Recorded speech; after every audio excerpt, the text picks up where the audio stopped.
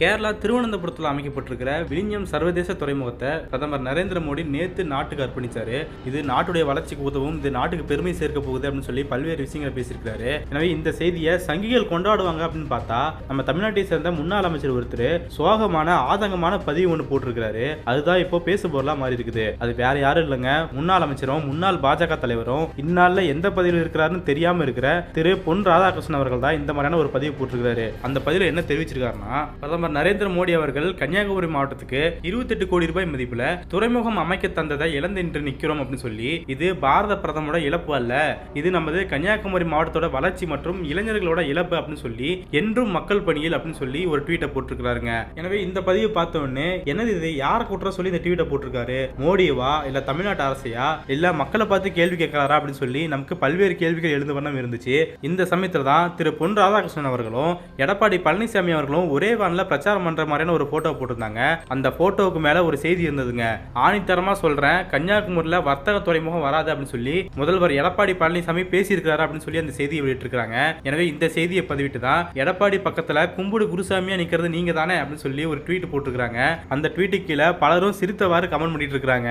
எனவே இது என்ன செய்தி, எடப்பாடி எதுக்கு இப்படி பேசணும், அதுவும் நீண்ட காலமா கோரிக்கை வச்சிட்டு இருக்கிற பொன் ராதாகிருஷ்ணன் அவர்கள் கொண்டு வந்த திட்டத்தை பத்தியே இப்படி பேசியிருக்காரு. எப்ப பேசியிருக்காரு அப்படின்னு பாத்தீங்கன்னா 2021 சட்டமன்ற தேர்தல், அதாவது பிஜேபி அதிமுக கூட்டணி வச்சு போட்டி போட்டாங்க இல்லையா, அந்த தேர்தல் அப்போதான் கன்னியாகுமரி மாவட்டத்தில் போட்டி போடுற வேட்பாளர்களை ஆதரிச்சு எடப்பாடி பழனிசாமி அவர்கள் பிரச்சாரம் பண்ணியிருக்காரு. கூடவே இந்த கன்னியாகுமரி தொகுதியோட இடைத்தேர்தலில் பொன் ராதாகிருஷ்ணன் அவர்கள் போட்டி போட்டிருந்தாருங்க. எனவே இவங்க எல்லாத்தையும் ஆதரிச்சு எடப்பாடி பழனிசாமி அவர்கள் பிரச்சாரம் பண்ணும்போது தான் இப்படி பேசியிருக்காரு. அதுவும் பொன் ராதாகிருஷ்ணன் அவர்கள் பக்கத்தில் இருக்கும் போதே பேசியிருக்காரு. ஆக தேர்தல் சமயத்தப்போ வேட்பாளராக போட்டியிடுறப்போ எந்த வகையிலையும் வாய் திறக்காத பொன் ராதாகிருஷ்ணன் அவர்கள் இப்ப வந்துட்டு இந்த மாதிரியான ட்வீட்டை போட்டு வச்சிருக்காரு. இப்ப கூட ஒன்னும் பிரச்சனை இல்ல, அதே அதிமுக கூட்டணியில தான் இருக்கிறாங்க, ஏங்க அன்னைக்கு அப்படி சொன்னீங்கன்னு சொல்லி இப்ப கூட கேள்வி எழுப்பலாம். ஆனா அதை விட்டுட்டு ட்விட்டர்ல வந்து குமுறிட்டு இருக்காரு. அதுவும் இந்த துறைமுகத்தை பத்தி பல்வேறான கேள்விகள் இருக்குதுங்க. அதாவது 2016 இதே பிஜேபி அரசு தான் இந்த துறைமுகத்துக்கு ஒப்புதல் கொடுத்திருந்தாங்க. அதுக்கு அடுத்த 2 வருஷம் ஆய்வு நடந்து ஆய்வு அறிக்கையை 2018 வருஷம் சமர்ப்பிக்கிறாங்க.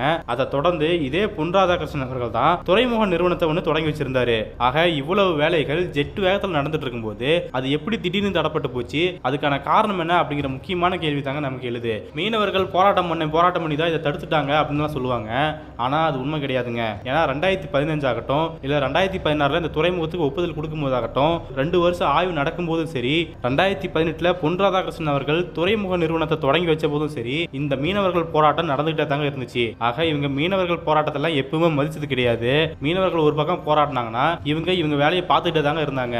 ஆக இவங்க மீனவர்கள் மேல பழிய போட்டுட்டு வேற ஒரு விஷயத்தை மறைக்க பார்க்கறாங்க அப்படிங்கறத நம்ம பார்க்கக்கூடிய விஷயமா இருக்குது. எனவே நல்ல வேகத்துல போயிட்டு இருந்த இந்த வேலைகள் மதுரை எய்ம்ஸ் ஹாஸ்பிட்டல் மாதிரி சோட போனதுக்கான காரணம் என்ன அப்படிங்கறதா பொன் ராதாகிருஷ்ணன் தெரிஞ்சுக்க வேண்டிய விஷயமா இருக்குது. எனவே இதுக்கெல்லாம் மூல காரணமா இருக்கிற ஒன்றிய அரசை பத்தி கேள்வி கேட்காம ஏங்க இதை நிறுத்தினீங்க, இந்த துறைமுகத்தை மட்டும் கொண்டு வந்திருந்தா என்னோட வளர்ச்சி எப்படி இருந்திருக்கும், நான் கண்டினியூஸா தேர்தலில் ஜெயிச்சிருப்பேன், எனக்கு ஒரு புகழ் கூடி இருக்குங்க, ஏங்க என்ன நிறுத்தினீங்க அப்படின்னு சொல்லி ஒன்றிய அரசை கேள்வி கேட்காம மக்கள் கிட்ட வந்து லாஜிக் இல்லாம கேள்வி கேட்டு எங்களுக்கா நட்டம், பிரதமரா வருத்தப்பட போறாரு, உங்களுக்கு தாங்க நட்டம் அப்படின்னு சொல்லி மக்கள் மேல சாப விட்டுட்டு இருக்கிறாரு.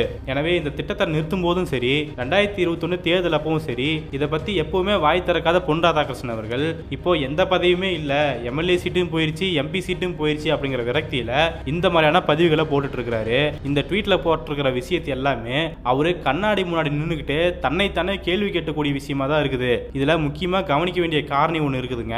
இப்போ விழிஞம் துறைமுகமானது அதானி கூட பார்ட்னர்ஷிப் வச்சு தான் கட்டப்பட்டிருக்குது. எனவே ஒன்றிய அரசோட சேர்ந்து இந்த துறைமுகத்தை அதானியை நிர்வகிக்க போறாரு. எனவே இங்க தான் நமக்கு பெருத்த சந்தேகம் ஏற்படுதுங்க. ஏன்னா கன்னியாகுமரிக்கு துறைமுகம் வராம போனதுக்கு இவங்களுடைய கார்பரேட் முதலாளியும் ஒரு காரணமா இருப்பாரோ அப்படிங்கிற பெருத்த சந்தேகம் உண்டாகுது. ஏன்னா தமிழ்நாட்டில் வந்துட்டா சரியா ஊழல் பண்ண முடியாது, குஜராத்ல டன் கணக்கில் ஹெராயினை கடத்தின மாதிரி இங்க வந்துட்டு கடத்த முடியாது அப்படின்னு சொல்லி பெரிய முதலாளி இங்க துறைமுகம் வரக்கூடாது அப்படின்னு சொல்லி மறுத்திருக்கிறான். அதை தாண்டி தமிழ்நாடு குடைச்சலை கொடுக்கும் அப்படின்னு சொல்லி நினைச்சிருக்கலாம். எனவே முதலாளியோட விருப்பத்துக்கு ஏத்த மாதிரி இப்போ விழிஞத்துல துறைமுகம் கட்டியிருக்கிறாங்க அப்படிங்கறத நாம் பார்க்கக்கூடிய விஷயமா இருக்குது.